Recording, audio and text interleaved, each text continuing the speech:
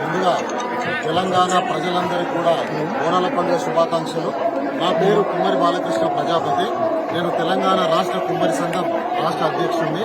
ఇక్కడ ఏంటంటే మన తెలంగాణలో అన్ని పండుగలలోకెల్లా అతి ప్రాముఖ్యత సంతరించుకున్న పండుగ బోనాల పండుగ.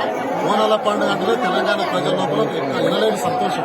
ఎందుకంటే ఈ బోనాల పండుగతోటి మన ఈ రాష్ట్రంలో ప్రజలందరికీ వర్షాలు సమృద్ధిగా కురిసి పంటలు బాగా పండుతాయనేది మనకు బాగా నమ్మకం. ఎందుకంటే ఈ ఆషాఢ మాసంలో తొలి ఆదివారం కానీ తొలి గురువారం మీద వచ్చినప్పుడు ఉన్నటువంటి ఎల్లమ్మ తల్లి జగదంబ మాతకు తొలి బోనం సమర్పించిన తర్వాతనే యావత్ తెలంగాణలో బోనాల పండుగ మొదలవుతుంది. కాబట్టి ఏంటంటే ఇక్కడ ఎల్లమ్మ తల్లికి బోనం సమర్పించేది కూడా ఏదైతే 400 సంవత్సరాల పూర్వం ఇక్కడ గోల్కొండ కోట నిర్మాణం కాకముందుకే అక్కడ ఎల్లమ్మ తల్లి ఇక్కడ ఉన్నది.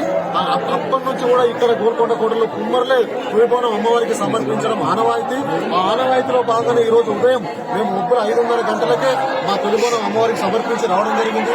దాంతో పాటుగా తెలంగాణ కుమ్మరి సంఘం రాష్ట్ర కుమ్మరి సంఘం ఆధ్వర్యంలో 500 బోనతోటి పెద్ద ఊరేగింపుగా తీసుకెళ్లి అమ్మవారికి బోనం సమర్పించారు. ముఖ్యంగా ఏంటంటే అమ్మవారికి బోనం ఎందుకు సమర్పించాలంటే ఏదైతే అప్పుడు దక్ష ప్రజాపతి కూతురైన సతీదేవి గారి అంశమే దక్ష ప్రజాపతి అంశము సతీదేవి గారి మూలాలే ఈరోజు 18 శక్తి పెట్టారు. అందులో ఈ అమ్మవార్లకు గ్రామదేవతలు కుమ్మరిలో పూజ.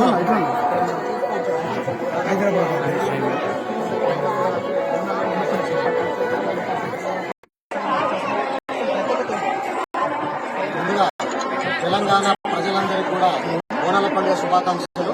నా పేరు కుమ్మరి బాలకృష్ణ ప్రజాపతి. నేను తెలంగాణ రాష్ట్ర కుమ్మరి సంఘం రాష్ట్ర అధ్యక్షుడిని.